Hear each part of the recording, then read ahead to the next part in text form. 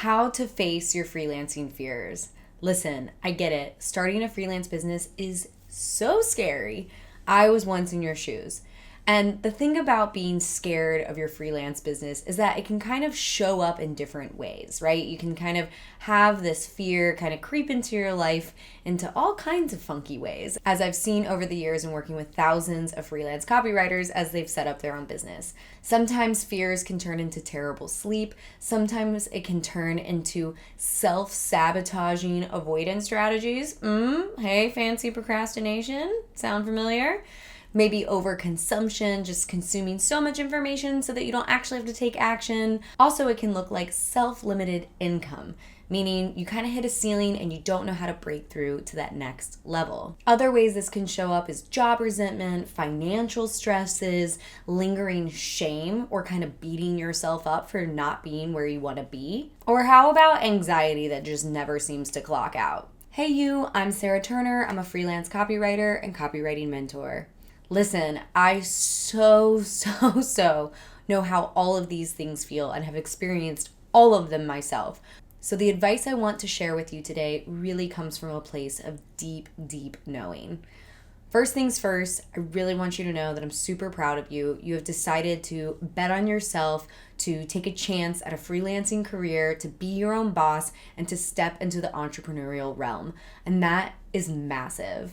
So we gotta work to calm this fear down, because what often happens is people start to freak out. They freak out about their bills. They freak out about impending bills or health insurance. And then you start worrying about getting a bad client. And then the next thing you know, you're kind of like torturing yourself mentally with all the what ifs. And it is really difficult to pick good clients, to write, to be creative from that place of overwhelming fear. You know exactly what I'm talking about. So the first thing we've got to do is to calm your nervous system. I know this sounds a little woo-woo, but I am telling you it is essential.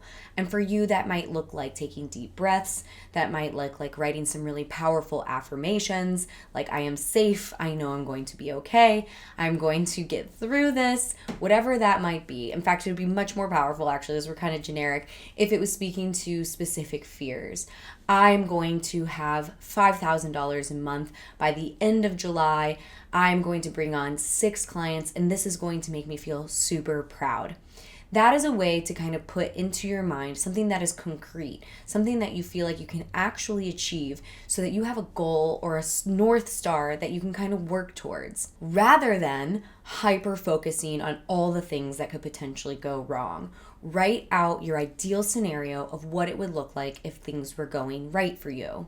The other thing is, it's so important to practice mindfulness. For me, a big part of that is just paying attention to my body, where it is in space, my feet on the floor. Sometimes I like to, squeeze my hands together, or just do anything like physical, maybe even like flex some of the muscles in your legs, so that you're actually bringing attention and awareness to your body. Now, you're probably like, wait, I thought we were talking about freelancing. Why are we talking about this? It is because this is the most effective stuff at getting you out of your fight or flight response, so that you can actually move forward in your business, because you are not going to be able to bring on clients if you are panicking.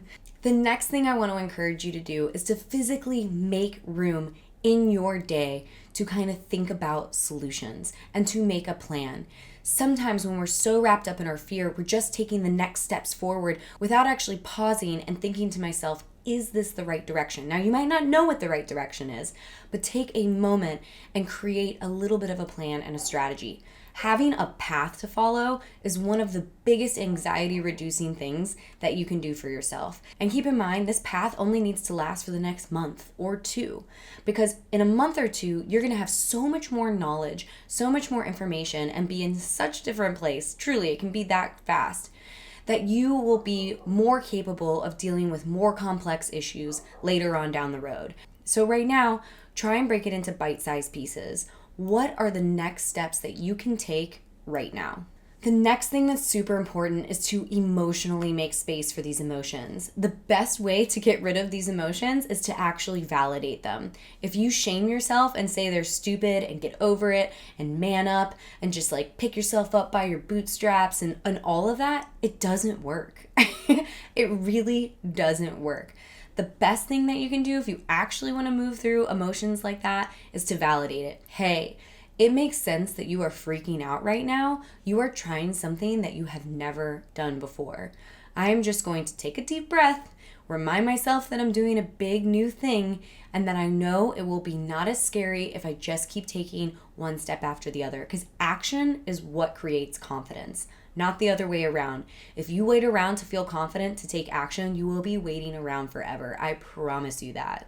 The next thing to do is to surround yourself with people that are on the same journey as you. This is so powerful. And say your fears out loud to those people. It's important. You got to say it to people who get it, who are on the same journey as you, and who are supportive. It doesn't help to say your fears out loud to somebody who's just going to be like, yeah, you're crazy. I don't know why you ever thought to do that. That's not helpful. If you make a few friends with other freelancers who are starting businesses similar to yours, and you share your fears with them, I'm willing to bet that they are going to say, I have the exact same fears. And here's what I'm doing to deal with it. Or here's how I overcame that. That is one of the most important things that you can do for yourself on this journey. And I want to kind of point out that one of the things that makes it so powerful is that they're validating your emotions. Again, remember how I said validating your emotions is actually the quickest way to move through things, and yet somehow we tend to try and shame ourselves through emotions, and it just doesn't work.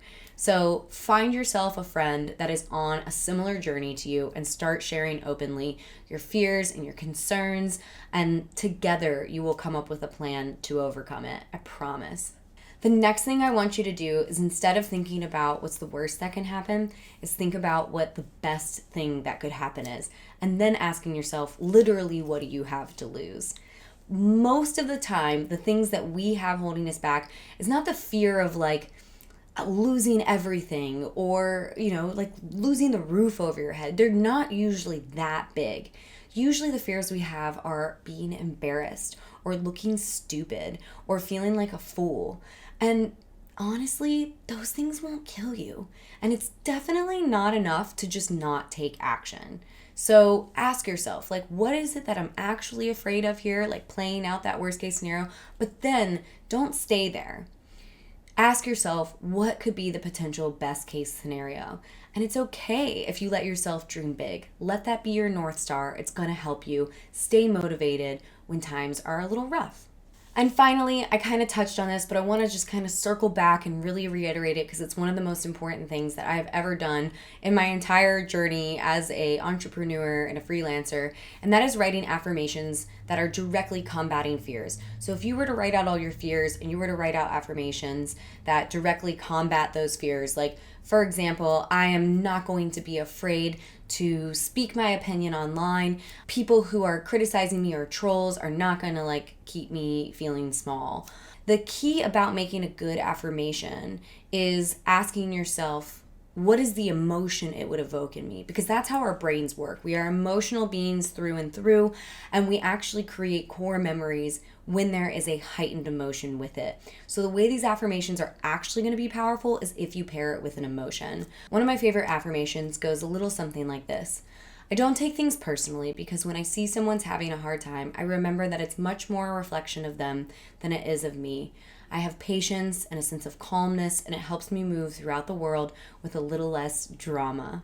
So what is that affirmation touching on? Well, for me, it's the fear of dealing with people, mostly online, that kind of lash out. That is something that I have to deal with almost on a daily basis, and I wanted to not let it affect me so much. And I'm very happy to report that it doesn't at all anymore, because I've seen that anyone who's spending time bashing people online probably have something rough going on in their life.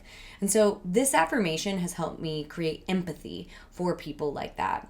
And the other thing it's kind of touching on is what are the emotions I'm going to feel? I'm going to feel calm. I'm going to feel peace. I'm going to remember that it's not me. I'm out here doing my best, working my butt off, and I know I work hard. So you have to just look at the whole situation, identify the fear, find an affirmation that kind of directly combats that, and then remember to add emotion. So I wanted to circle back to that because, again, this is one of the most powerful practices and tools that I've implemented in my life. And so I wanted to share it with you. I really hope this helps because dealing with freelancing fears is going to trickle into all aspects of your life. When you can deal with the fears that you're experiencing and really tackle them to bring more ease into your day, it's not going to just help your business, it's going to help everything. It's going to help your relationships, it's going to help how you show up, how you feel about the world. And so it's my favorite thing to talk about, and I've started talking about it more.